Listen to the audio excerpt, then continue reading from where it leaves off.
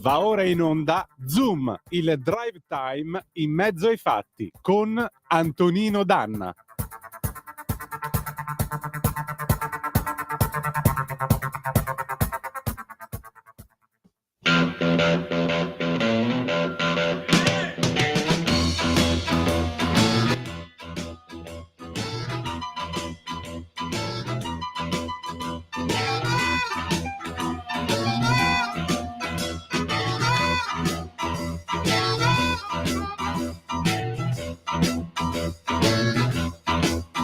Keep your eyes on the road, you have to pound the wheel. Keep your eyes on the road, you have to pound the wheel. Yeah, we're going to the roadhouse, gonna have a real good time.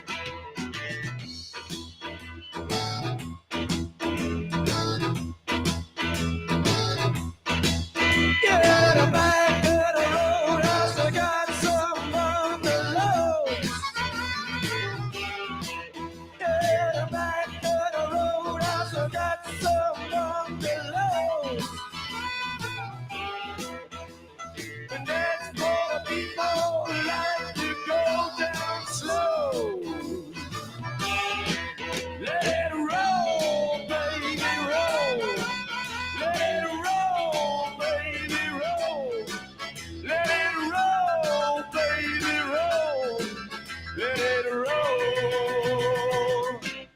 all night long. Do it, Lonnie, do it.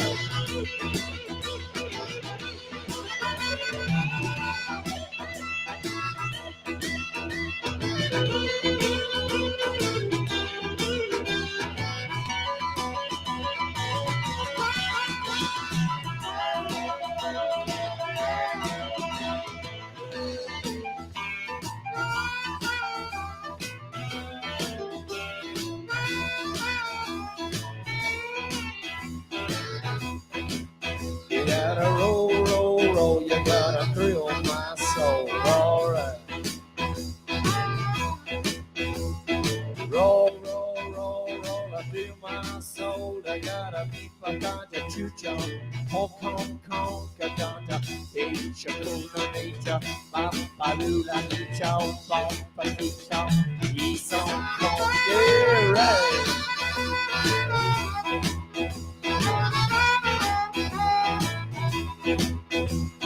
Fashion lady. Buonasera Antonino, a te la linea.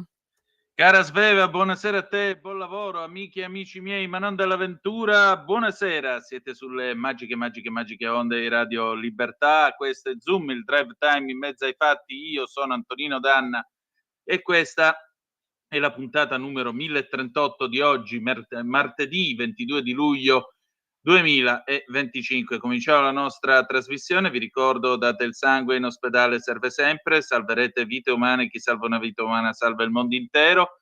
Secondo appello radiolibertà.net, fesso chi non lo legge perché vi perdete un bellissimo giornale online dove ci sono liberamente il direttore responsabile Giovanni Sallusti, gli auto da fè di Giulio Cainarca, la rassegna stampa di Semivarin e molta altra bella roba ancora. Le nostre coordinate 340 670 9659 per le vostre zappe o WhatsApp che dir vogliansi, e poi abbiamo come sempre il telefono, quando lo dirò io, 029294 7222. Ma noi cominciamo subito. Sveva, ti invito a contattare già il nostro gradito ospite per il Qui Parlamento. Il pezzo che avete ascoltato all'inizio della nostra trasmissione erano ovviamente i Doors, Roadhouse Blues del 1970 per Jim Morrison e soci. Questa è la puntata numero 1038, oggi è martedì, mercoledì, giovedì, venerdì si chiude e terminiamo questa quinta stagione di Zoom, e torneremo lunedì 22 di settembre alle ore 18:05 trattabili. Non dimenticate, da lunedì 28 di luglio invece ci sarà l'orario estivo, e quindi noi saremo in onda dalle 10:30 alle 12:30, dal lunedì al venerdì, con Capitaneria di Porto, che poi dal 6 di agosto si trasferirà dalle 12 alle 14, perché dal 6 di agosto ci sarò io in sostituzione di Semivarin. Semivarin andrà naturalmente in ferie e di conseguenza ci sarò io dalle 8:30 alle 10:30 con la rassegna stampa, e poi dalle 12 alle 14 con Capitaneria di Porto, e insieme attraverseremo tutto il mese di agosto fino al 29, ladies and gentlemen. Quindi se avete voglia, noi siamo qua a vostra completa disposizione, siamo felici di essere con voi, perché il bello della radio è questo: la radio crea sempre una comunità, e noi lo siamo quando siamo d'accordo, lo siamo quando siamo di opinioni diverse e così via, ma sempre comunità, e questa è la forza di questa grande radio, grande radio. Allora, qualche notizia intanto dalle agenzie. Alle 18:22 Antonino, minuti scusami, sì, abbiamo l'onorevole in linea. e allora sigla. Qui Parlamento. Voglio dare il bentornato all'onorevole Davide Bergamini. Buonasera, ben trovato. Buonasera a voi, grazie a voi per lo spazio che ci dedicate. Grazie a lei. Senta, onorevole, allora, DL sicurezza, a che punto siamo? Soprattutto questa estate, che cosa ci porterà su questo tema? Ma il DL sicurezza sicuramente è stato un grande risultato che come Lega abbiamo voluto portare avanti in modo forte e concreto in questa legislatura. Il nuovo decreto prevede regole chiare, regole che sono fondamentali, sono dalla parte degli italiani onesti, dalla parte delle forze dell'ordine, mentre sono contro a chi commette reati, a chi decide di occupare abusivamente una casa. Quindi come Lega avevamo detto fin dall'inizio della legislatura che volevamo lavorare a fianco delle forze dell'ordine. Questo decreto permette sicuramente di mettere dei paletti a favore di quelle persone oneste, quindi come lo stop alle borseggiatrici, che abbiamo visto questo fenomeno crescente all'interno delle stazioni ferroviarie, all'interno delle grandi città, dove spesso le città, le piccole stazioni anche finiscono in mano alla microcriminalità organizzata, che però non dà più modo alle persone oneste di poter vivere tranquillamente. Abbiamo messo uno stop a quello che sono le occupazioni abusive delle abitazioni, perché crediamo che il proprietario di una casa abbia assolutamente il diritto di poter riprendere possesso della propria abitazione, nonostante ci sia qualcuno che protesta su questa cosa, che io credo veramente sia incredibile, perché difendere una persona che occupa abusivamente l'immobile di un altro proprietario credo che sia veramente una follia. Abbiamo visto che con il nuovo decreto già sono iniziate le prime, sono state liberate alcune abitazioni occupate abusivamente, quindi credo che sia un grande risultato, soprattutto a favore di quelle persone che spesso sono anche più fragili, perché non dimentichiamoci che magari c'è l'anziano che va via qualche giorno, si ritrova la casa occupata da un gruppo di stranieri, da qualcuno non riusciva più a prendere possesso dell'abitazione. Oggi con questo decreto mettiamo stop a questo.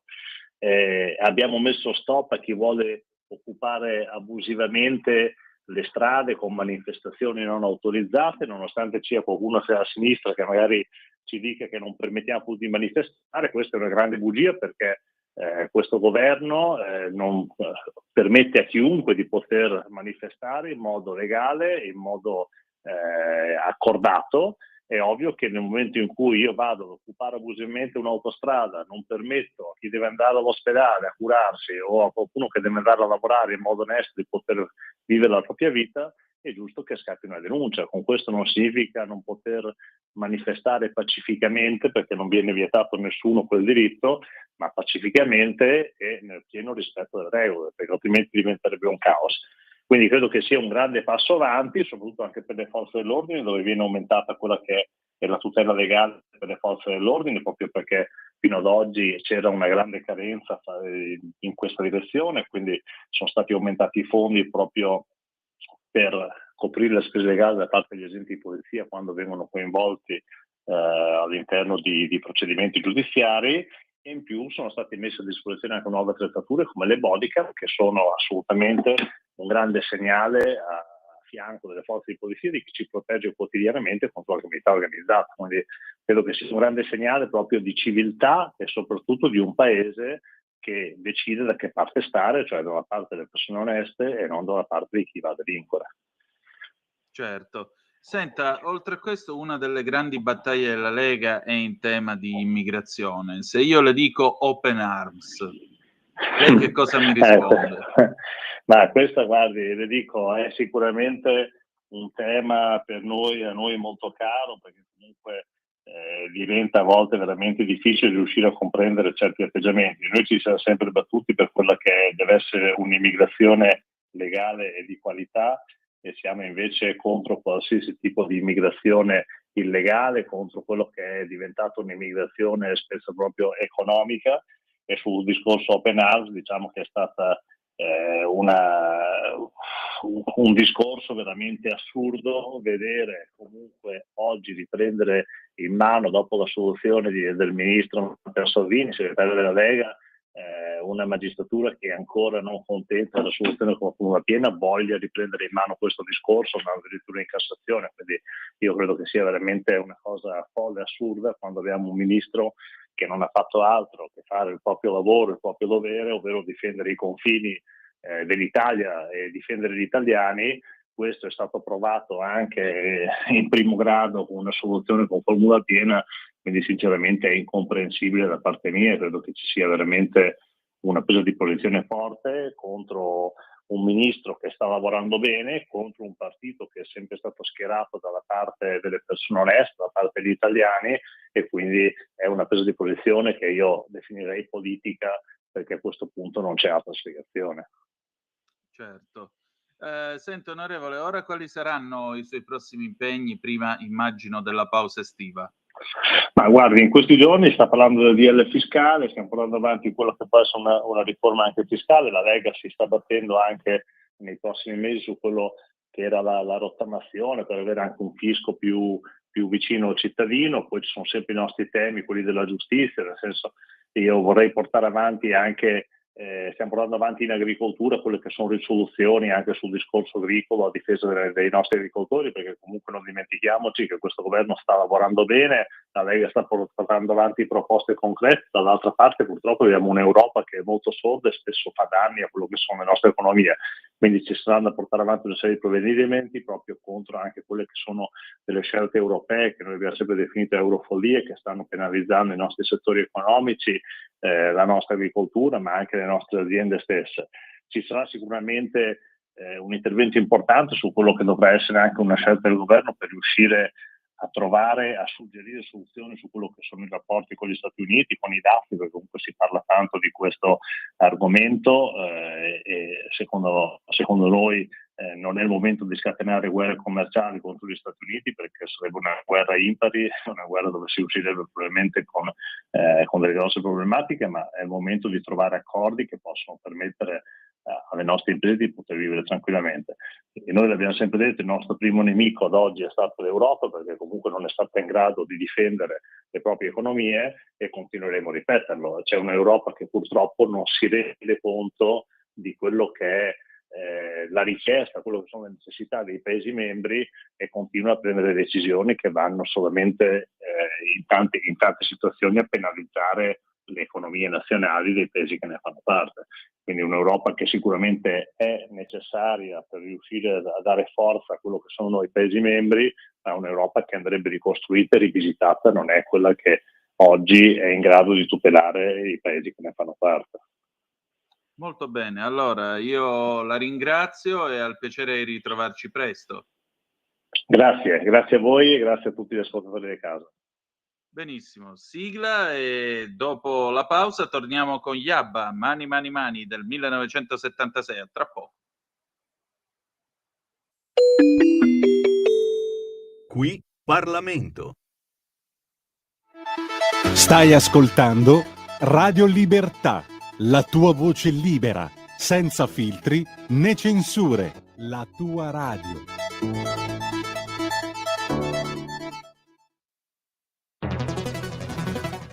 giorno migliaia di notizie ci raccontano i fatti che accadono in Italia e ogni giorno c'è una voce fuori dal coro. Quotidiano di Sicilia, il quotidiano d'Italia. L'informazione che ribalta i luoghi comuni, una vera visione dei fatti. L'Italia vista da sud. Ogni siciliano che vive in Italia e nel mondo è una risorsa, è protagonista della crescita della nostra nazione. Dai forza alla crescita della nostra isola, abbonandoti al QDS digitale più archivio a soli 99 euro anno. Quotidiano di Sicilia, il quotidiano d'Italia, una scelta di valore.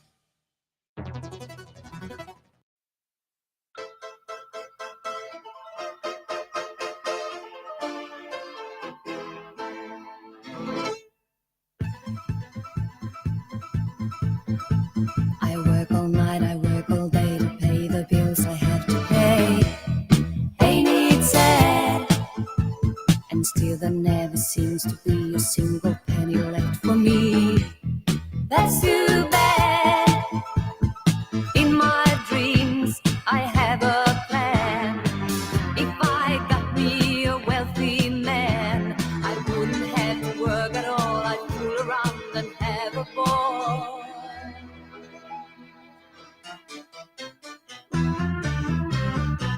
Money, money, money, must be funny in the rich man's world. Money, money, money, always sunny in the rich man's world.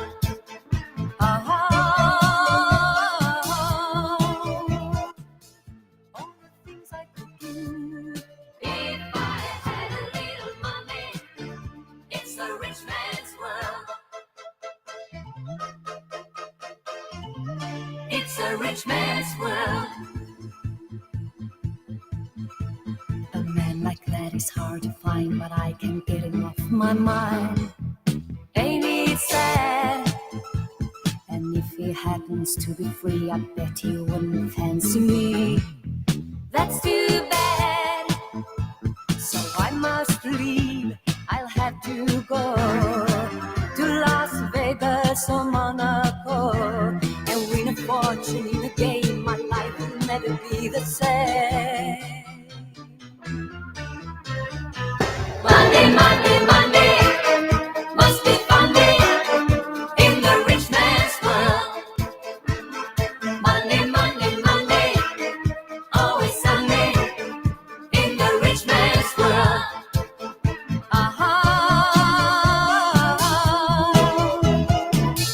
All the things I could do if I had a little money. It's a rich man's world. Money, money, money, must be funny. Antonino, a te la linea. Sveva alle 18:34 minuti e 25 secondi sulle magiche onde di Radio Libertà. Questo è sempre Zoom, il drive time in mezzo ai fatti. Antonino Danna al microfono con voi. C'era una telefonata, se ci vuoi richiamare, egregio ascoltatore, 0292947222 e ti prendiamo, ti diamo ovviamente voce, sei quanto mai gradito ospite. Nel frattempo Yabba con Mani del 1976, It's Always Sunny in Richmond's World, c'è sempre bel tempo, è sempre soleggiato nel mondo di un uomo ricco, cantavano Yabba e in questo vedete che sia svedesi che calabresi la pensano allo stesso modo, perché dice un proverbio dalle nostre parti: peculeppi i sordi sempre volaru, traduzione: per chi ha sempre avuto i soldi, essi si sono sempre librati in volo. Quindi provate a immaginare proprio la scena di voler far volare i soldi direttamente dal balcone, probabilmente, come fece anche un'inquisita di Mani Pulite, era la moglie di un inquisito di Mani Pulite, che mentre arrivava la polizia a prenderselo aprì le buste con le mazzette e cominciò a buttare i soldi dal balcone. Io mi ricordo una vignetta di Forattini dove c'era uno che buttava i soldi dal balcone e gli si chiedeva: ma chi ti credi di essere? Tal dei tali, grandissimo Forattini. Ci manca una mente lucida e cattiva come la sua, perché per fare la satira bisogna avere una punta di cattiveria, non troppo, ma una punta giusta, sì, perché la satira è ridere contro gli altri, non è ridere con gli altri, quella è l'ironia ed è tutt'altra cosa. Va bene, sono le 18, 36 minuti e 24 secondi, ma perché abbiamo parlato dei ricchi e del bel tempo? Perché, vedete, l'inchiesta che è in corso a Milano, con la procura che ha accusato a vario titolo Sala, Tancredi e l'archistar Boeri, insomma, di averle combinate di tutti i colori e sostanzialmente di aver favorito amici e amici degli amici per mettere le mani sulla città, per citare il film di Francesco Rosi del 1963. Badate bene, non c'è nessuno che è stato rinviato a giudizio, non c'è nessuno che è stato condannato. Qui siamo ancora nella parte delle indagini, per cui tra l'altro i diretti interessati hanno pure ribadito la loro correttezza. Sala ieri ha detto che lui andrà avanti lo stesso. Ora, noi però vogliamo continuare a raccontare quello che sta succedendo. E paradossalmente, perché i libri molto spesso anticipano certe situazioni e molto spesso parlano senza saperlo, per i tempi in cui ovviamente escono, di certe situazioni, ecco, abbiamo il piacere stasera di presentarvi quest'ultimo libro che è dedicato proprio alla città di Milano, da un altro che Milano la conosce bene, ed è l'onorevole Giulio Centemero. Giulio Centemero, come sapete, nella vita fa il dottore commercialista, è uno che vive con i numeri, che capisce come sta il denaro, come si comportano i numeri, la società, i valori, eccetera, eccetera. E allora lui ha scritto questo libricino, sono appena 80 pagine, ma vi garantisco che valgono per almeno il doppio. Lui ha scritto questo libricino che si intitola Anche i ricchi piangono, pubblicato da Baldini e Castoldi, dove parla della Milano attuale, una città che è diventata liquida, una città nella quale sì, si fanno le valorizzazioni nei quartieri, si fanno le bonifiche, poi però tutto rincara, ma gli stipendi di chi ci abitava prima restano sempre gli stessi. Una città dove non c'è social housing, dove è dove l'offerta pubblica di istruzione non è propriamente all'altezza delle richieste delle famiglie. E allora l'unica cosa da fare qual è? Scappare da questa città? No. Centemero ha alcune proposte. Io ne ho parlato con lui in un'intervista on the road stamattina. Avrei piacere che voi la ascoltaste. Sveva, quando sei pronta, vai pure. E allora il mio gradito ospite di questa sera è l'onorevole Giulio Centemero, che ringrazio ancora per la sua cortesia e per la sua disponibilità. L'onorevole Giulio Centemero, che è una persona seria, come tutte le persone serie, ha un forte senso dell'umorismo, e infatti il suo ultimo libro, che è un libro serissimo, ha un titolo sottilmente perfido, perché è quello di una famosa telenovela degli anni '80, Anche i ricchi piangono, ed è uscito per i tipi di Baldini e Castoldi. In realtà non c'è niente da ridere, è un viaggio molto attento e molto coraggioso, aggiungerei che ci casca proprio a fagiolo, verrebbe da dire, con le recenti vicende che stanno toccando la città di Milano. Ma prima di tutto io vorrei partire da un'immagine che l'onorevole Centemero usa nel suo libro. Tra l'altro è un libro di appena 80 pagine, ma vi assicuro che lasciano il segno. L'immagine è questa: la signora del piano di sopra che vede all'improvviso arrivare le proprietà di pregio e la bonifica del quartiere, e poi si meraviglia perché il fruttivendolo che prima vendeva pere e patate adesso ti vende il prodotto gourmet, il bar che prima ti serviva cappuccio e brioche adesso è diventato una ricerca di food e un viaggio nel gusto, cioè tutta una serie di cambiamenti che non riesce a capire. C'è una Milano liquida, c'è una Milano da cui si scappa, c'è una Milano soprattutto in cui la casa non è più sinonimo di famiglia. Ecco, allora, cosa sta succedendo a Milano, onorevole? Ben trovato di nuovo. Grazie, buongiorno, anzi buonasera a te Antonino e a tutte le ascoltatrici e gli ascoltatori. Cosa succede? Questo libro l'ho scritto in un annetto, osservando quello che accadeva e partendo da Milano, ma poi per una comparazione con le altre global cities, cioè città che hanno un'esposizione globale, che attraggono investimenti, che attraggono persone e a volte che le respingono. Succede che cosa? Succede che l'elefante nella stanza è sempre più grosso e va gestito, e l'elefante nella stanza è la gentrificazione, cioè si formano dei nuovi centri in quelle che erano periferie, e se questi nuovi centri o queste periferie non vengono ben collegate, allora incominciano a crearsi enormi disparità.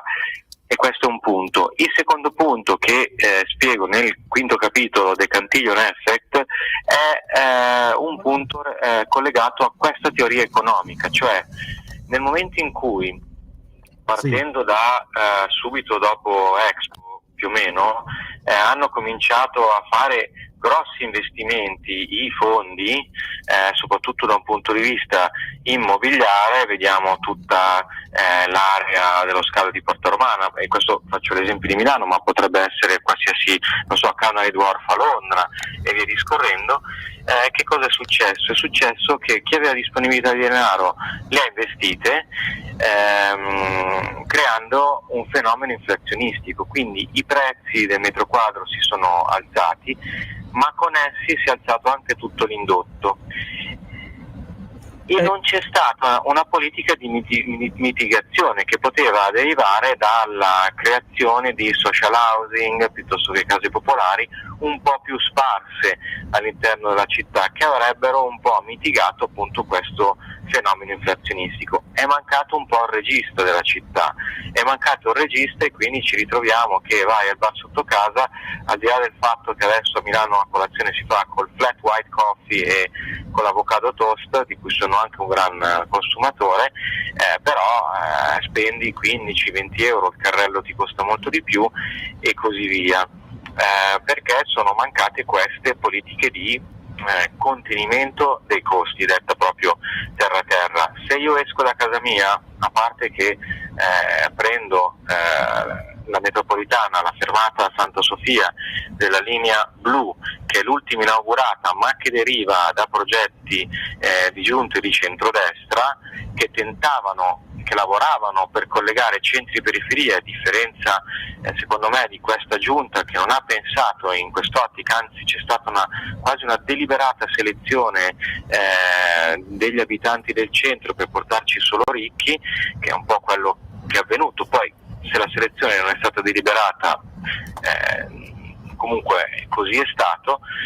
Se io prendo la metropolitana M5 e vado a Linate, in 3 ore sono nella City, sono a Londra, e se vado a mangiare nel ristorante sotto casa in Corsa Italia o vado a mangiare in un ristorante allo stesso livello nella City di Londra, molto probabilmente, anzi sicuramente, spendo meno a Londra.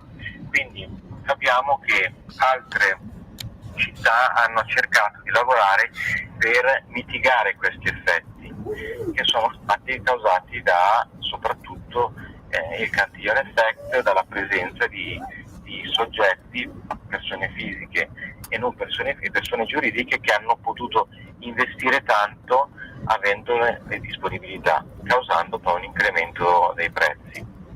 Ecco, ma a maggior ragione, la città si è fatta liquida, la città non ha il social housing, quindi non ha, diciamo, delle offerte per tutte le tasche.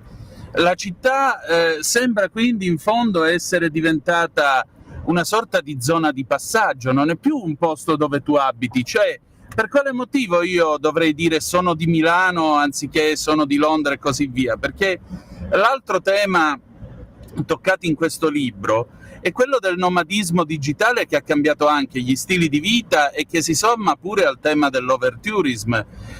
Ricordava il caso di Roccaraso, ma potremmo parlare di Venezia, di Firenze, di tutto quello che vuole.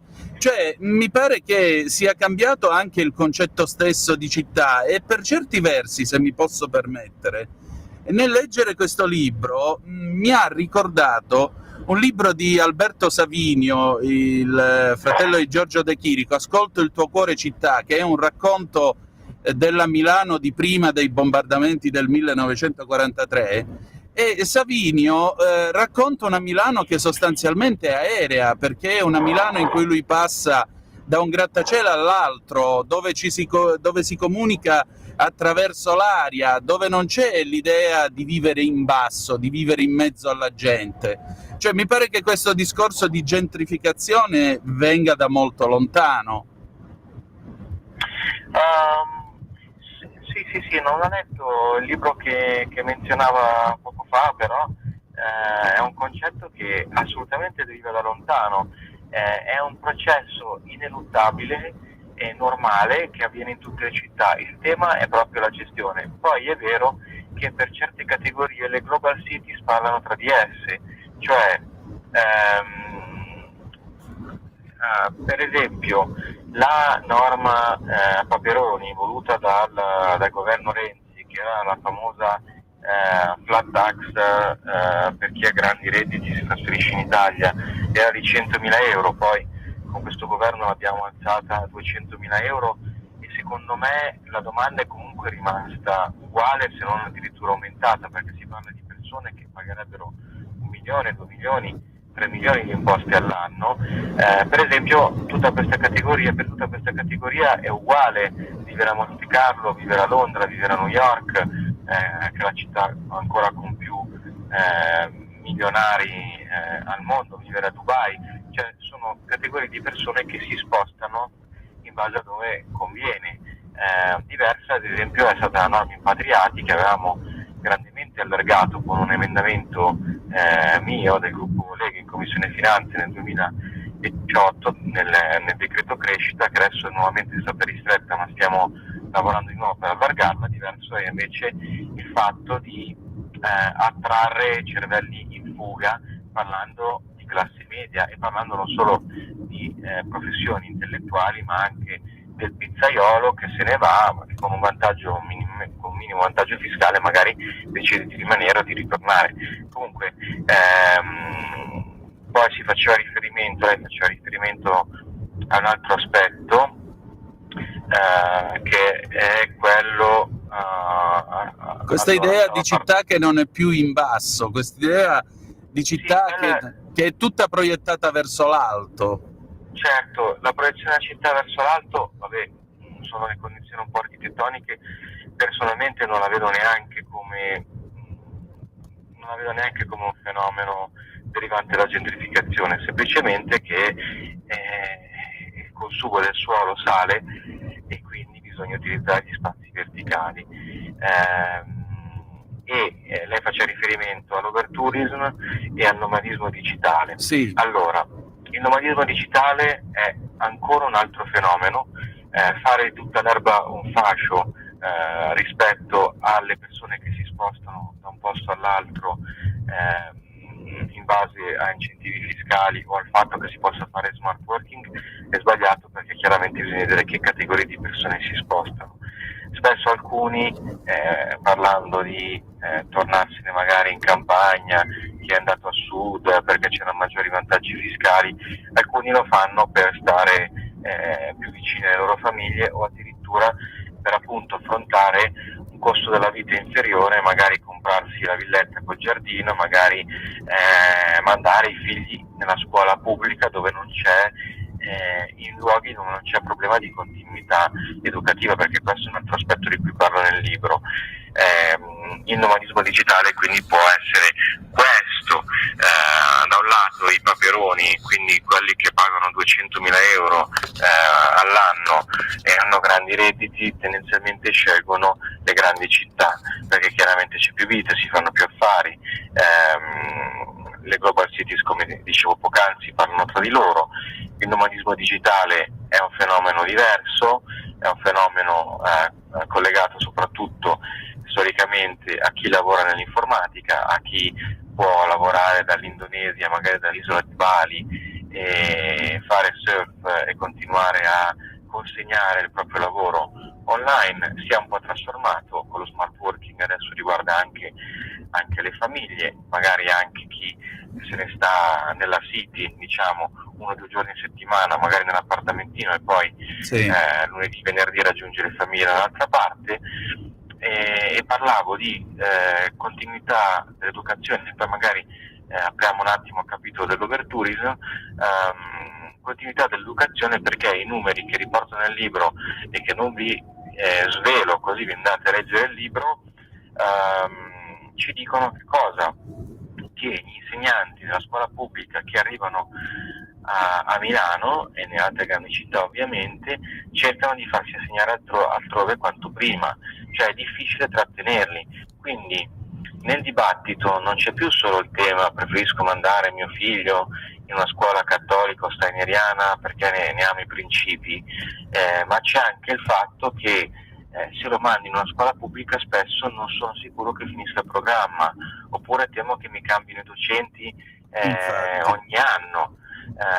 Quindi questo è un tema che va affrontato. In passato si erano proposte le gabbie salariali, adesso uno strumento semplice ed efficace potrebbe essere l'offerta di un bonus per tutti gli insegnanti fuori sede, per esempio un appartamentino, e si torna ancora a una sorta di social housing, però bisogna guardare anche questo tema, perché comunque nei budget familiari chi vive nelle grandi città spesso deve inserirsi anche le rette dei bambini per mandarli a scuola. Per quanto riguarda l'overtourism, chiaramente deriva da diversi fenomeni, no? Da un lato Milano per esempio è diventata sempre più attrattiva, e il salone del mobile si è tramutato anche in design week, fuori salone, vengono designer da tutto il mondo, anche semplicemente persone che vogliono partecipare a questa grande festa che coinvolge la città, gli eventi business. Ma adesso che è luglio, se si va in giro per le strade, che una volta tra luglio e agosto erano deserte, vediamo americani, francesi, cinesi, arabi che fanno shopping, che visitano i nostri musei, ed è positivo chiaramente, però bisogna avere una struttura, avere un'offerta adeguate. Sono fioriti gli affitti brevi, ovviamente personalmente non sono assolutamente contrario, anche perché impedire a cittadini di affittare una stanza che hanno in più o di disporre dei propri beni come vogliono è sbagliato. Sicuramente anche lì serve un po' di regia, serve un'offerta corretta, perché poi se l'overtourism se il turismo in generale non ha un'offerta di qualità e che soddisfi i bisogni dei turisti, poi si rischia di non rivederli più quei turisti. Certo. E purtroppo sto sentendo dei dati da parte di albergatori miei amici che in determinate zone molto belle del nostro paese gli arrivi stanno calando in questa stagione, proprio perché non hanno trovato delle strutture adeguate in termini di prezzo, ma anche in termini di offerta. C'è chi può pagare di più, vuole trovarsi il vero 5 stelle, non solo quello marchiato 5 stelle, c'è chi può pagare di meno, che vorrebbe trovarsi l'offerta anche per la famiglia, quei 100-150 euro a notte a stanza o anche meno, e quel meno l'hanno trovato negli affitti brevi. Qui però bisogna dare comunque una regia che adesso non c'è. Onorevole, c'è una bella immagine che lei usa nel finale del libro. Lei dice non dobbiamo pensare al paracadute, ma dobbiamo pensare a costruirci una nuova mongolfiera usando parte del tessuto che abbiamo accumulato con la nostra esperienza, ma aprendoci soprattutto alle novità, inclusa l'intelligenza artificiale, che lei dice può essere in grado di aiutarci a lavorare meglio, e fa per esempio l'esempio di un apprendimento su misura, ad personam, strutturato sulle capacità dell'individuo o in grado di stimolarle, eccetera, eccetera. Ecco appunto, ma saliti sulla sua mongolfiera, onorevole, che vedremo dall'alto? Ma allora, saliti sulla mia mongolfiera nel mondo e con le soluzioni che mi immagino e che probabilmente costituiranno il prossimo libro e il sequel di Anche i ricchi piangono, ma adesso cominciamo a promuovere questo.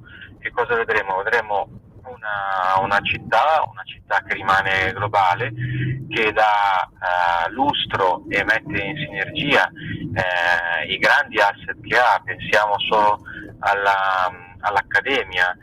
Milano può essere come Boston, del resto c'è il Politecnico che potrebbe essere paragonabile all'MIT, c'è la Bocconi paragonabile ad Harvard, c'è la Cattolica paragonabile al Boston College, c'è la Statale che potrebbe essere paragonata a Babson, eccetera eccetera eccetera, ma è anche New York se vogliamo, perché c'è Piazza Affari che dobbiamo valorizzare. Serve semplicemente osservare, capire i fenomeni e cominciare a mitigare quei fenomeni che possono essere distorsivi. Nella mia Milano ritorneranno a vivere le famiglie, sarà misura d'uomo, l'istruzione pubblica sarà un'opzione per tutti e sceglieremo l'istruzione privata laddove decideremo di farlo in libertà e non perché a volte costretti dal fatto che in alcune aree non c'è continuità educativa, e sarà una città sicura, perché se ci sono gli abitanti veri, le famiglie, e con questo non dico che non devono viverci in nuovi nuclei familiari magari mononucleari, non dico che non debbano viverci super ricchi, deve essere a misura di tutti. Quindi dobbiamo veramente prestare attenzione ai bisogni, le necessità di tutti i cittadini. A questo punto io le pongo una domanda retorica e mi collego alla realtà di questi giorni. Una giunta come quella di Beppe Sala in questo frangente storico può realizzare, diciamo così, il sogno dell'onorevole Centemero? Sicuramente no, nel senso che non entro assolutamente nelle vicende giudiziarie, perché sono garantista fino all'ultimo, avendo subito anch'io, essendo stato anch'io da quella parte della barricata, avendo subito processi, e avrei voluto che anche gli altri fossero stati garantisti nei miei confronti, non lo sono stati, pace. Però finora hanno dimostrato di non saperlo fare, che sia stata una scelta deliberata o che sia stata una superficialità. Io semplicemente credo che non siano stati in grado di osservare la realtà, di percepire e di prevedere quei global trend che erano già nell'aria, perché basta guardare quello che avviene a Los Angeles, quello che avviene a New York, quello che avviene a Londra, quello che avviene a Parigi, per capire quello che può avvenire a Milano, e non hanno imparato le lezioni da quelle città, e quindi secondo me i pessimi studenti non possono essere dei buoni maestri. Hanno dimostrato in questi ultimi più di 10 anni di amministrazione che non hanno gestito l'elefante nella stanza, che insieme alla longevità e al calo delle nascite e alla gentrificazione direi che non possono gestirlo nemmeno nei prossimi anni. Onorevole, proviamo a fare una sorta di avanti veloce nel futuro, come si faceva una volta con le audiocassette. Fast forward, esattamente. Andiamo un pochettino avanti nel futuro. Ci sono le elezioni, c'è una nuova giunta a Milano. Da dove si parte per costruire la città che lei ha raccontato in Anche i ricchi piangono? Si parte sicuramente intanto da delle operazioni che mitighino l'inflazione, cioè l'aumento dei prezzi, come per esempio non dismettendo le case popolari, come è stato fatto per esempio dalla metropolitana milanese, riporto il dato nel libro, ma lavorando per creare nuove edilizia popolare, nuovo social housing, nuovi spazi per le famiglie e per chi non si può permettere il metro quadro in questo momento, e questo porterà anche a una mitigazione dei prezzi, per esempio del carrello, della spesa e di tutti i servizi, e questo è un primo punto. 2, dobbiamo davvero fare delle politiche incentrate sul fatto che la città sia anche a misura di bambino, in modo che si stimolino anche la natalità, il fatto che le coppie a Milano vogliano fare più figli, dobbiamo fornire più servizi all'infanzia. Terzo, dobbiamo continuare a valorizzare Piazza Affari, a portarla ad essere un vero centro finanziario europeo, perché quel tipo di finanza che è fondata molto sull'equity porta anche a ricerca e sviluppo, quindi registrazione di proprietà intellettuale, che è quello che poi ci dà i ritorni nel corso degli anni, ma soprattutto le società quotate creano molti più posti di lavoro. So che sono terreni che sembrano non connessi, ma è così, ve lo assicuro, li ho osservati per lungo tempo. E poi dobbiamo creare una visione globale della città che si interfacci con l'area metropolitana, che si interfacci con il paese, che si interfacci direttamente anche con le altre global cities e altri territori esteri, cercando di attrarre sempre più talenti e sempre più risorse anche finanziarie. Senta, 2 ultime domande per chiudere questo nostro colloquio e grazie ancora per il suo tempo, onorevole. La prima, Milan è ancora un Gran Milan? La seconda, che cosa farà domani? Uno, assolutamente sì. Cosa farà Milano domani? E che cosa farà lei domani? Lo farò io.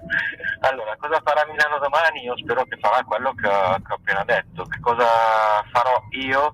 Al momento domani sarò come sempre in Commissione Finanze alla Camera, ma ovviamente sempre a disposizione della comunità per farla crescere, sia la comunità del nostro movimento che la nostra comunità territoriale, perché lavoriamo ovviamente anche se da Roma sempre con in testa i nostri territori.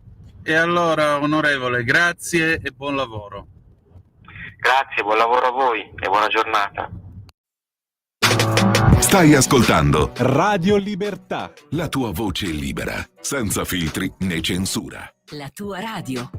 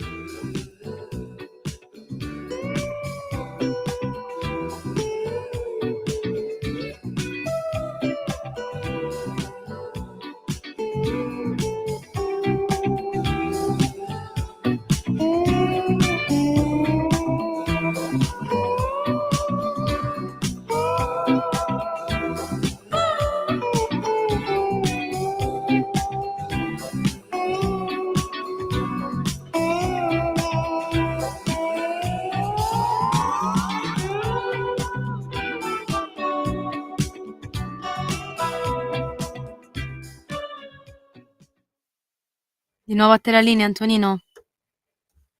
Benissimo, cara Sveva, alle 19:06 e naturalmente una manciata di secondi qui sulle magiche onde di Radio Libertà. Puntata numero 1038 di Zoom, Antonino Danna al microfono con voi. E allora, bella gente, avete appena ascoltato il New Guinea con Bar Mediterraneo del 2022. Più che 2022 pare un pezzo di quel Neapolitan Sound che si faceva negli anni 70. Comunque New Guinea sono davvero tanta roba, perdonate, ma sono davvero tanta roba. Esattamente, Italia-Israele. Adesso, mentre prepariamo questo video appunto sulla premiazione di Matteo Salvini, vi passo a dire quello che è successo stamattina.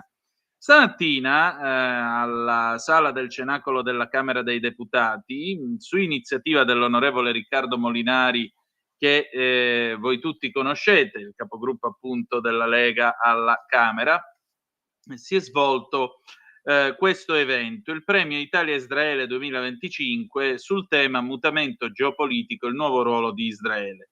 Chi è il premiato? Una settimana fa ce l'aveva detto Celeste Vichi, la presidente dell'Unione Associazioni Italia-Israele, e ce l'aveva anticipato proprio in questa trasmissione. È stato premiato Matteo Salvini, il segretario della Lega, ministro dei trasporti e vicepresidente del Consiglio. Chi è che lo ha premiato? L'hanno premiato nell'ordine le organizzazioni Istituto Friedman, UAI, cioè appunto l'Unione delle Associazioni Italia-Israele, Maccabi World Union, ISDF e l'Alleanza per Israele. C'era anche la nostra Suad Sbai che ha partecipato con un breve discorso, ma io, se siamo pronti con questo video, vi voglio dare un breve riassunto di quello che è successo stamattina direttamente dalla voce dei partecipanti. Sveva, se sei pronta, vai pure, per favore.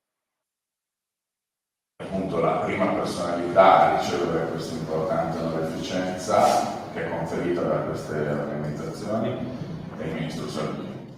Nel corso degli anni, infatti, Matteo Salvini non ha solamente espresso parole di amicizia e vicinanza verso lo Stato di Israele, ma ha avuto il coraggio di assumere pubblicamente delle posizioni coraggiose e spesso di rottura. Oggi più che mai ce n'è particolarmente bisogno. E mi permetto di dire che oggi essere amici di Israele è difficile, lo è stato negli anni, forse in questi mesi ancora di più, anche perché stiamo assistendo in giro per il mondo a una propaganda di antisemitismo mascherata da antisionismo, e se poi ci riflettiamo ancora più grave, perché vuol dire che c'è qualcuno che spera davvero che uno Stato sovrano possa sparire dalle mani. Non dimenticherò mai quel 27 gennaio 2024, giornata della memoria per le vittime della Shoah, quando hai presentato al Senato italiano la legge che punisce l'antisemitismo contemporaneo manifestato come antisionismo e odio verso lo Stato di Israele. Hai compreso come pochi altri. Per cui vedere le iniziative legislative della Lega, ascoltare gli interventi dell'onorevole Salvini, dell'onorevole Molinari, del consigliere Ricca, fanno capire che c'è ancora invece speranza, per fortuna.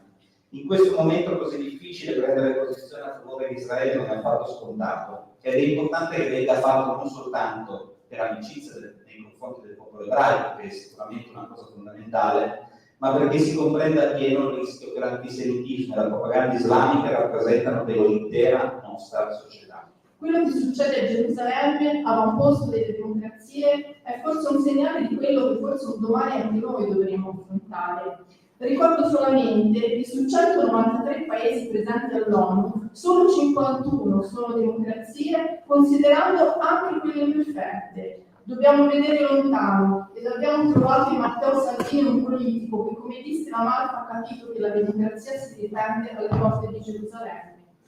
È altresì chiaro che non puoi mettere sullo stesso piano due interlocutori profondamente diversi, che sono una realtà democratica, pacifica, e una realtà terroristica riconosciuta come tale che nello statuto dell'88 e anche nelle riorganizzazioni successive non ha avuto pudore a mettere nero su bianco l'obiettivo della cancellazione dello Stato di Israele. È chiaro che sono folli quelle autorità pubbliche che mettono allo stesso tavolo una realtà democratica con un'organizzazione terroristica che si prefigge la cancellazione con ogni mezzo necessario dalla faccia della terra di quello che è un inconveniente storico.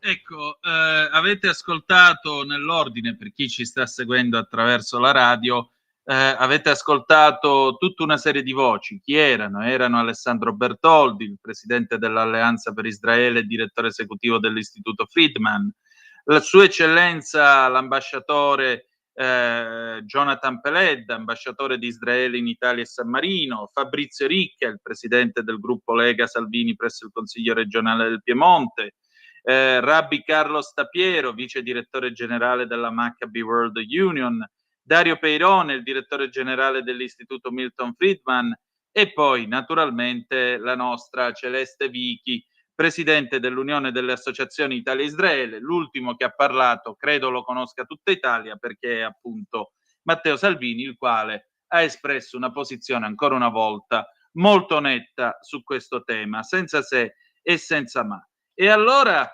cerchiamo di capire qualcosa in più su questo premio, perché io ho parlato oggi pomeriggio con il dottor Alessandro Bertoldi, appunto il presidente di Alleanza per Israele, il direttore esecutivo dell'Istituto Friedman, e state a sentire che cosa ci siamo detti. Sveva, vai pure per favore.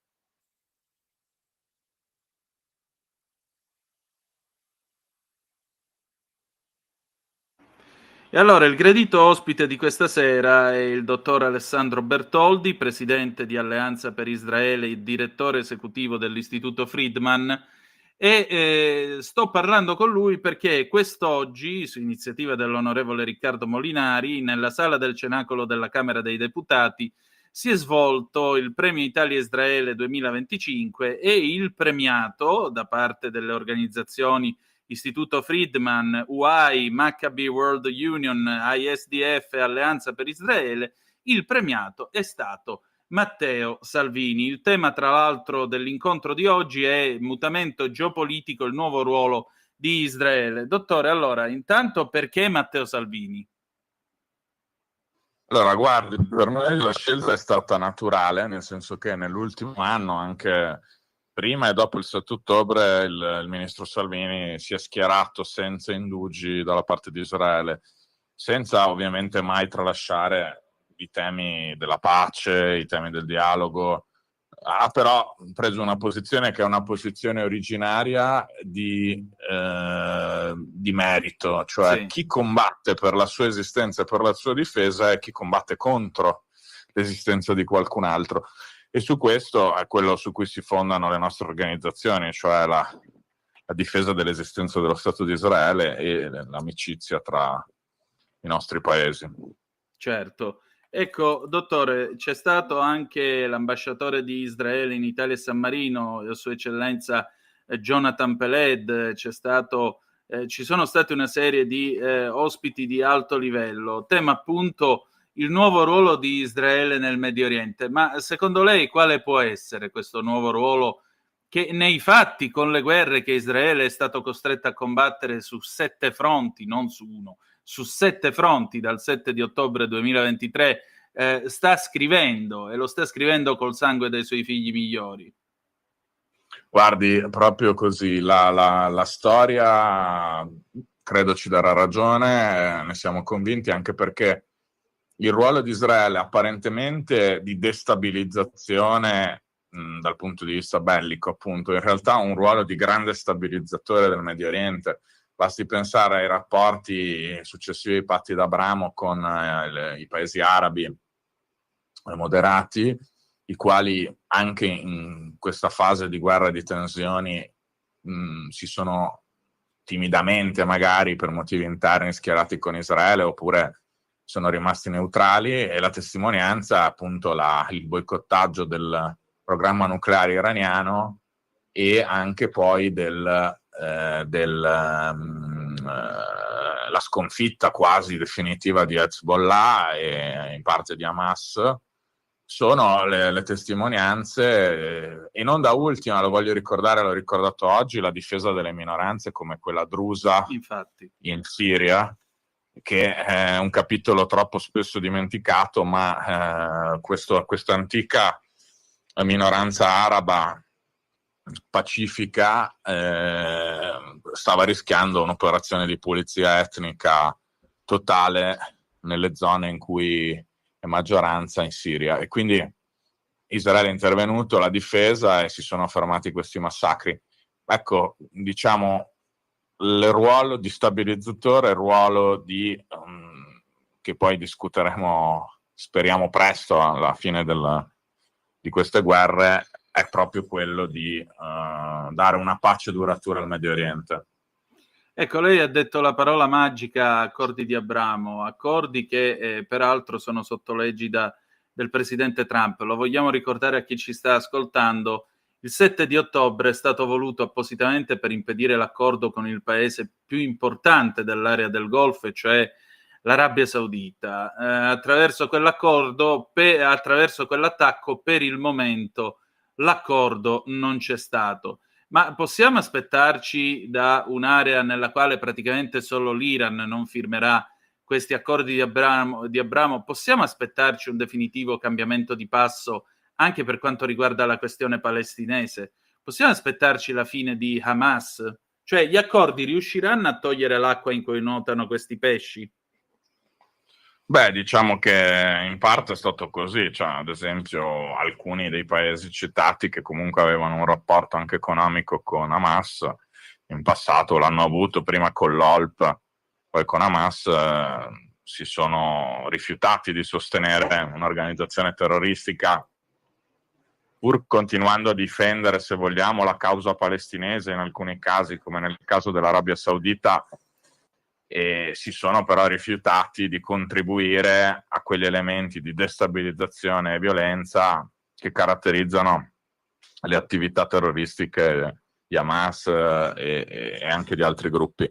E quindi in parte già questo è avvenuto però, come diceva lei, qualcosa di più, cioè l'Arabia Saudita, che è il paese guida dal punto di vista ideale, ideologico, se vogliamo, dell'Islam, proprio per la presenza dei luoghi sacri nel paese e la custodia della moschea e della Mecca, per i musulmani, anche e soprattutto per i musulmani radicali e per le organizzazioni estremiste come i Fratelli Musulmani, non poteva stringere la mano di Israele, e quindi appunto il boicottaggio, proprio anche probabilmente attraverso il 7 ottobre e altre iniziative che abbiamo visto, per evitare questo avvicinamento.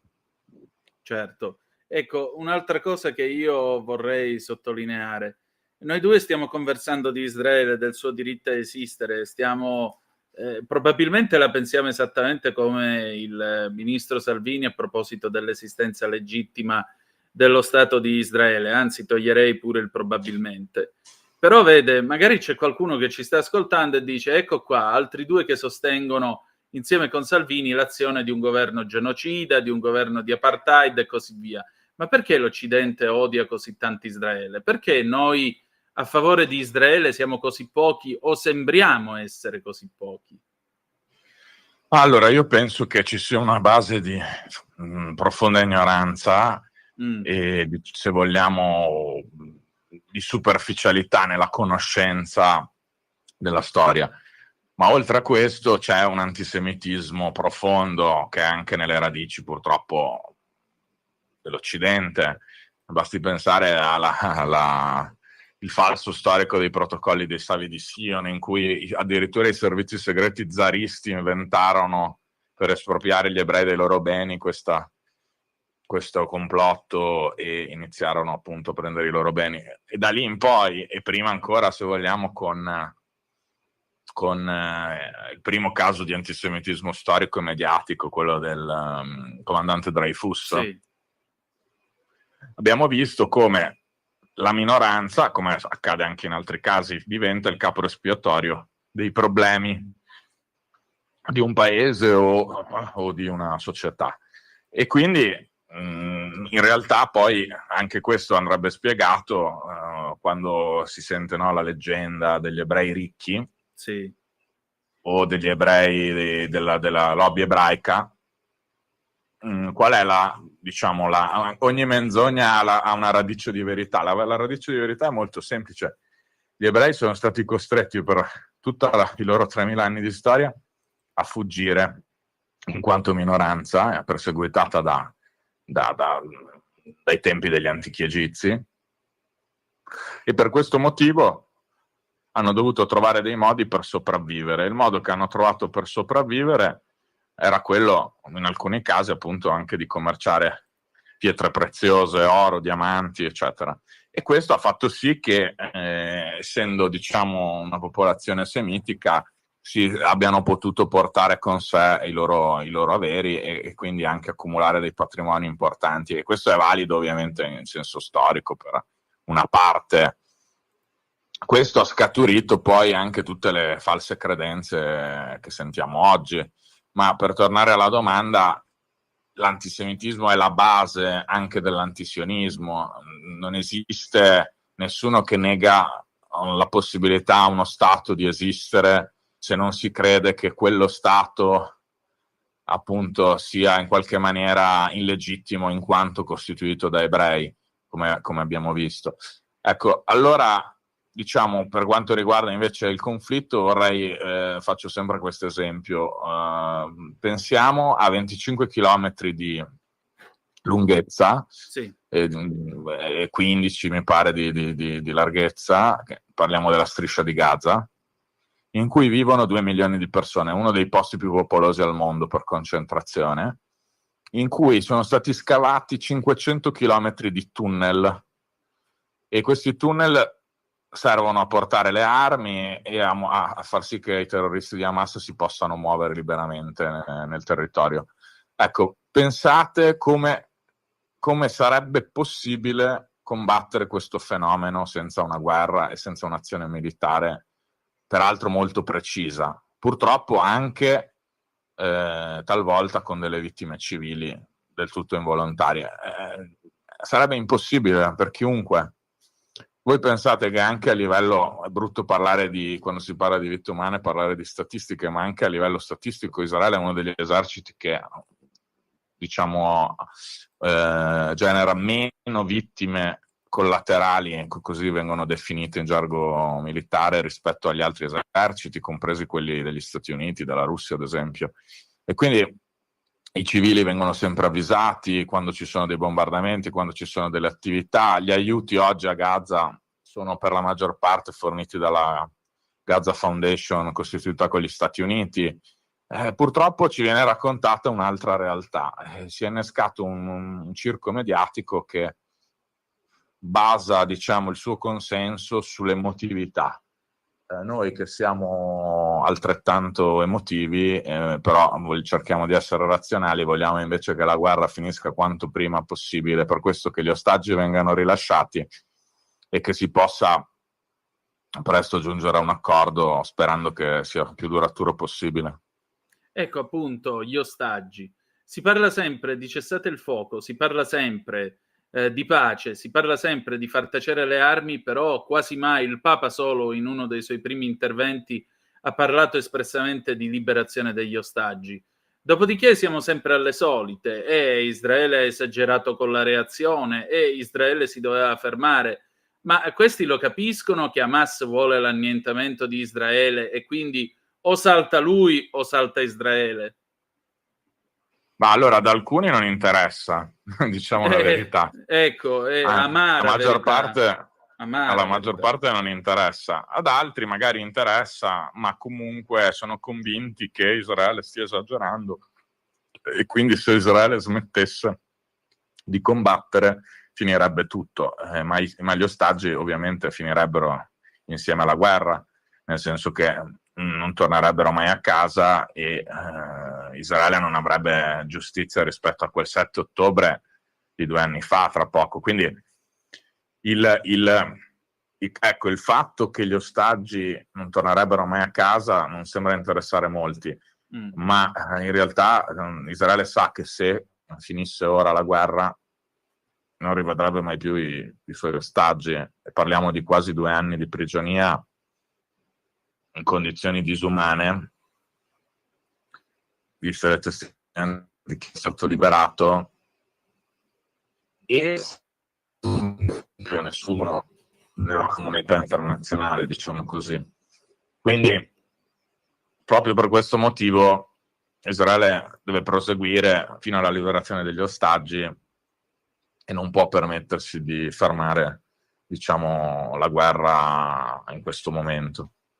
Dottore, senta, per concludere, c'è una via d'uscita a questa guerra, o questa guerra lascerà tra 2 milioni di Gazawi la pianta dell'odio pronta a generare nuovi terroristi?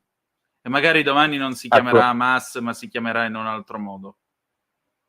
Questo è un tema che ci dobbiamo porre, e dobbiamo porre anche a Israele, nel senso che sappiamo che una parte anche dell'agone politico israeliano si è un po' radicalizzato, non si interessa molto né alle sorti né, se vogliamo, alle opinioni dei palestinesi, ma invece noi, sia gli israeliani diciamo moderati e noi europei occidentali, amici di Israele, dobbiamo porci la questione e dobbiamo per questo chiedere ogni tipo di supporto possibile, cosa del quale si sono resi disponibili ai paesi arabi amici come gli Emirati Arabi, il Bahrain, il Marocco e gli altri paesi che hanno anche siglato i patti d'Abramo. Loro possono sicuramente essere l'alleato migliore per trovare una soluzione positiva, pacifica, duratura e anche culturale rispetto all'odio e all'antisemitismo che rischia di restare, perché ovviamente la propaganda vince, nonostante i palestinesi siano le prime vittime di Hamas.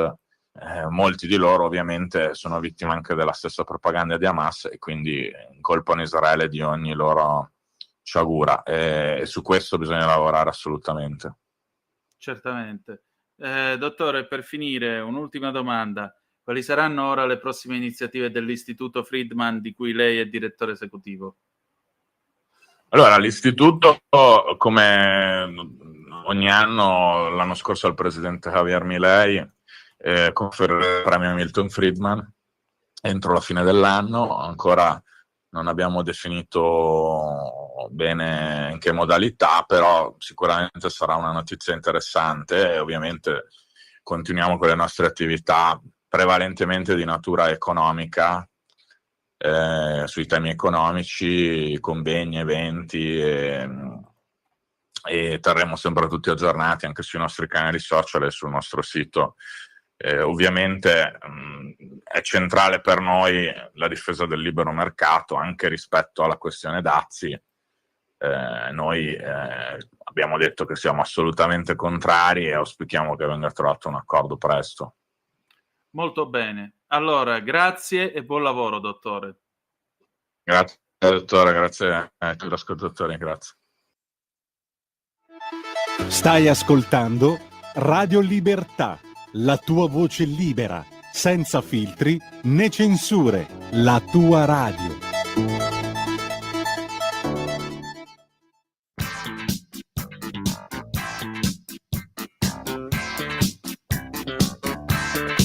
Lasciati andare.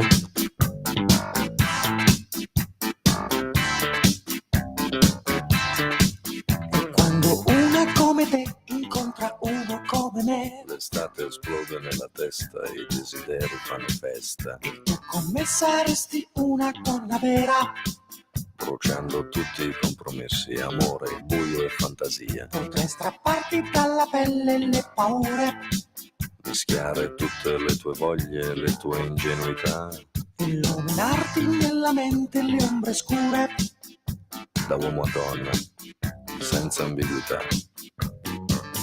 una notte da impazzire, un autentico sconquasso, un autentico sconquasso. Una cosa da non dire, È l'amore la tua droga se riesci a stare al passo. una notte eccezionale, Da finire sul giornale, da finire sul giornale. una roba celestiale, Un vulcano infortunale, grande storico spaziale.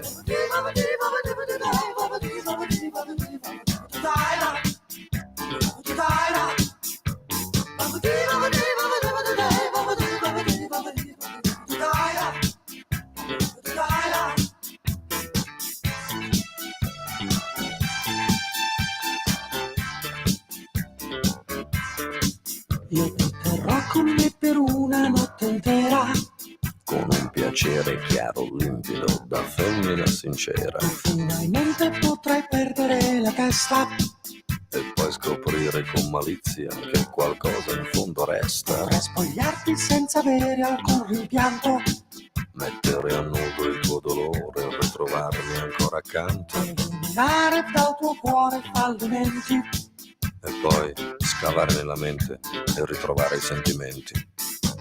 una notte da impazzire, Un autentico sconquasso, un autentico sconquasso. una cosa da non dire, È l'amore la tua droga se riesci a stare al passo.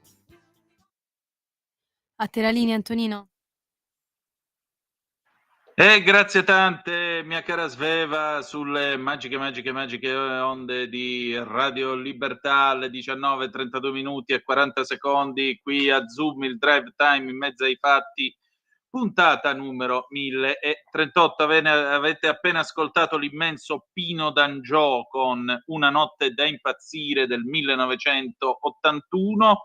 Grazie ancora peraltro al dottor Bertoldi, che vi ricordo essere presidente dell'Alleanza per Israele, direttore esecutivo dell'Istituto Friedman e che ha partecipato al secondo Faccia a Faccia di questa sera. Da questo momento il telefono è aperto allo 0292947222, ma noi abbiamo ancora un intervento da parte e il diritto e rovescio dell'implacabile direttore di Italia Oggi, Pierluigi Magnaschi. Sveva, se sei pronta, mandiamolo pure.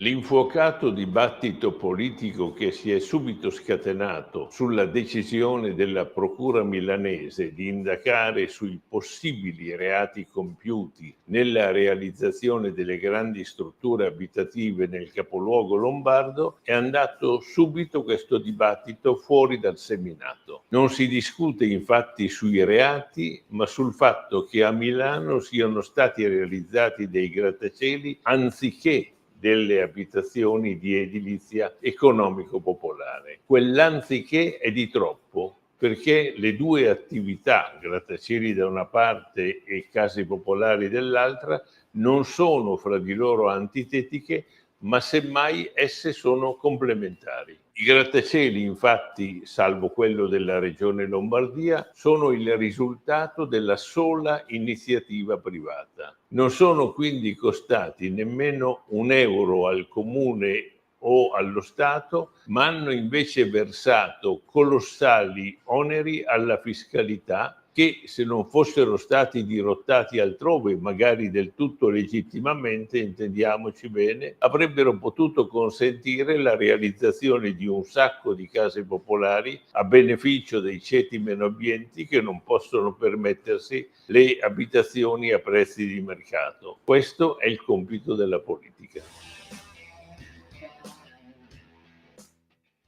Ecco appunto, questo è il social housing di cui parlava prima l'onorevole Giulio Centemero. Vedete, tutto si tiene tra le parole che ha detto Magnaschi adesso nel diritto e rovescio e quello che ha detto Giulio Centemero.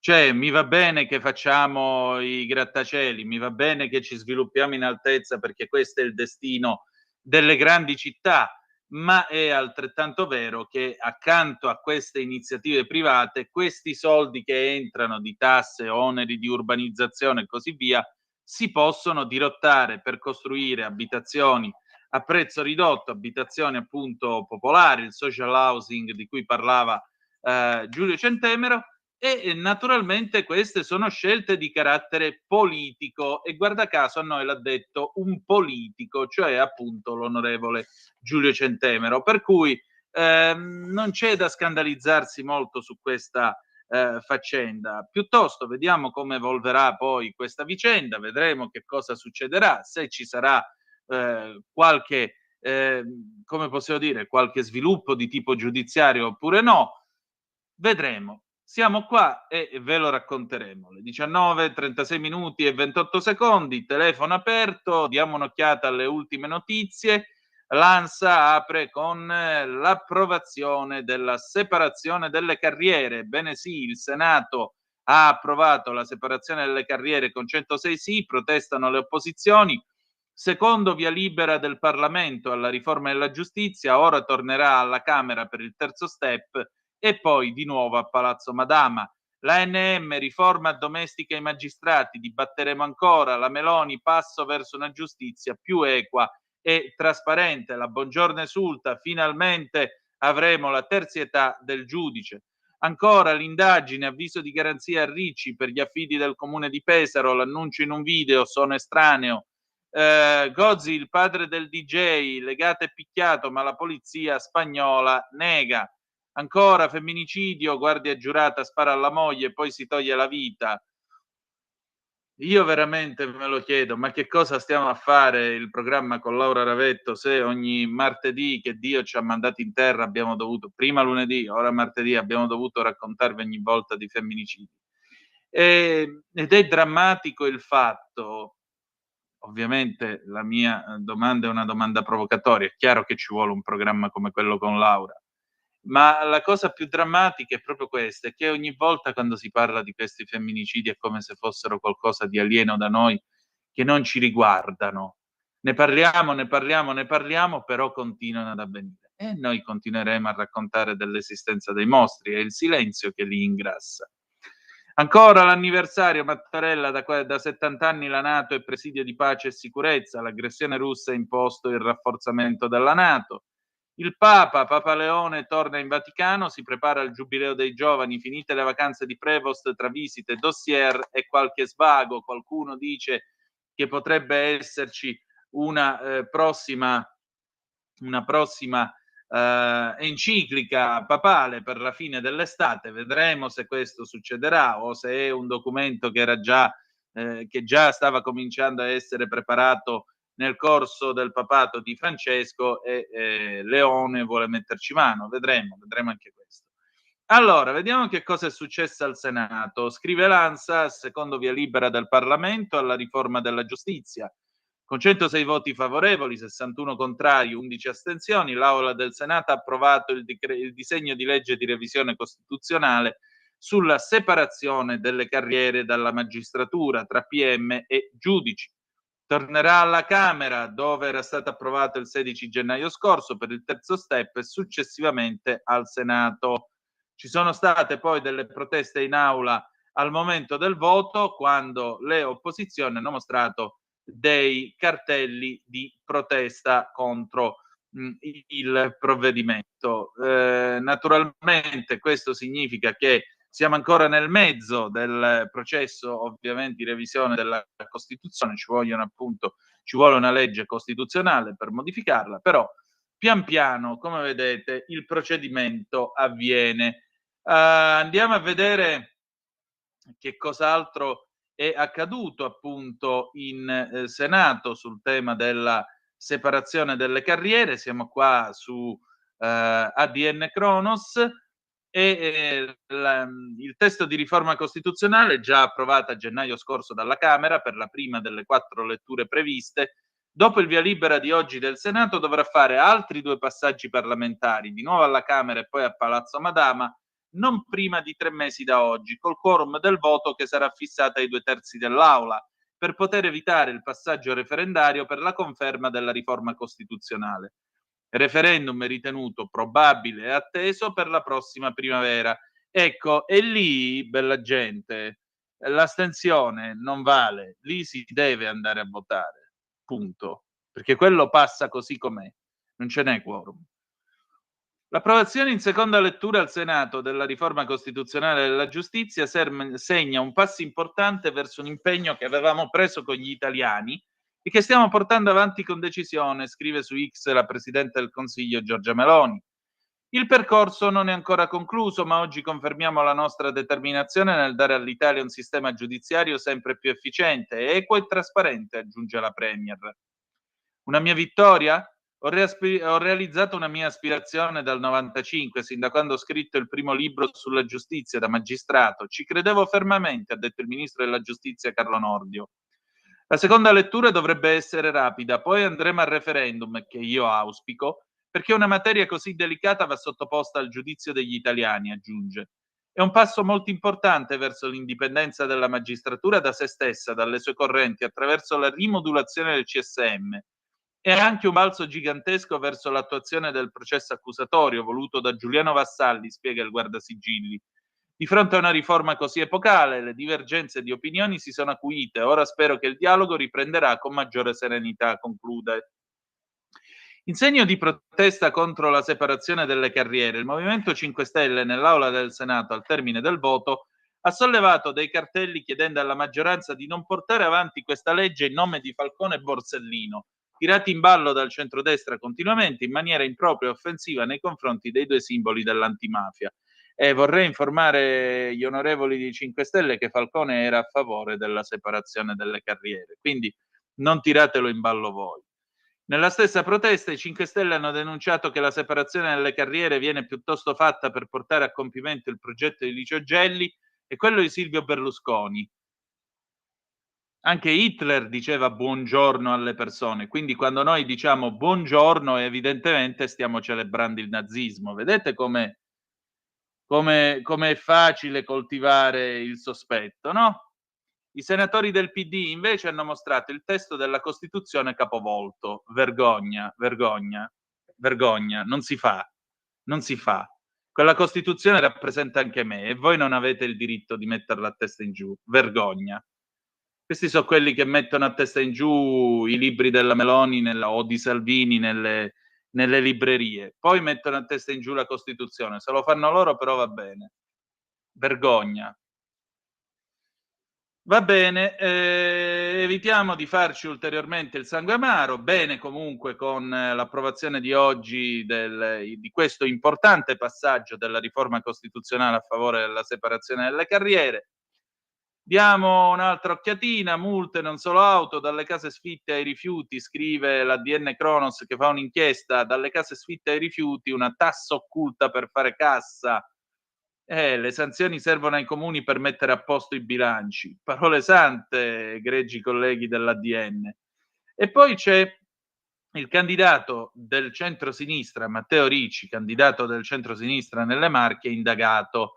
Sono sereno, io estraneo ai fatti. Cosa è successo? Il candidato presidente della Regione Marche del centrosinistra, Matteo Ricci, oggi 22 luglio in un video sui social annuncia sorprendentemente stamattina ho ricevuto un avviso di garanzia sulla vicenda annosa degli affidi dei murales che è ormai sulla stampa da un anno. Sono sorpreso perché io in vita mia in 15 anni di amministrazione non mi sono mai occupato di affidamenti pubblici. Mi sono fidato ciecamente dei miei dirigenti e dei miei collaboratori come in questo caso, sottolinea l'ex sindaco di Pesaro. L'ho ripetuto per mesi, lo ripeterò anche al procuratore. Tra l'altro l'accusa è curiosa perché io non avrei ottenuto nessuna utilità patrimoniale, ma in termini di consenso politico. Sono sereno nel merito, però anche molto amareggiato e molto arrabbiato. Questa cosa arriva il giorno della convocazione delle elezioni, dopo un anno di indagini. Io comunque sono fiducioso nel lavoro della magistratura. Sono convinto che smonteremo subito queste accuse. Quindi tanta amarezza e tanta rabbia, ma anche tanta serenità, perché nel merito sono completamente estraneo ai fatti. Non me ne sono mai occupato, lo chiarirò presto col procuratore. Conclude. E concludiamo anche noi, appuntamento domani alle 18:05 trattabili sulle magiche onde di Radio Libertà.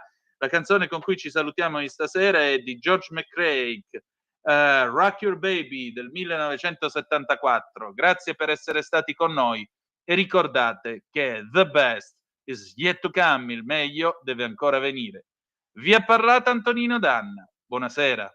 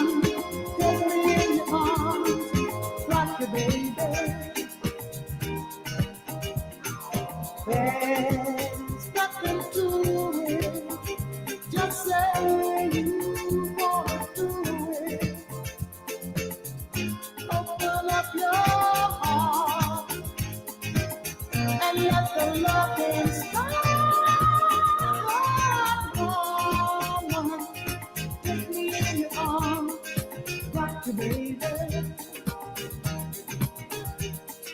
Woman, take me in your arms, Doctor baby. Yeah, hold me tight with all your might. Now let your love flow, real sweet and slow. Woman, take me in your arms, Doctor baby. Woman, take me in your Avete ascoltato Zoom, il drive time in mezzo ai fatti.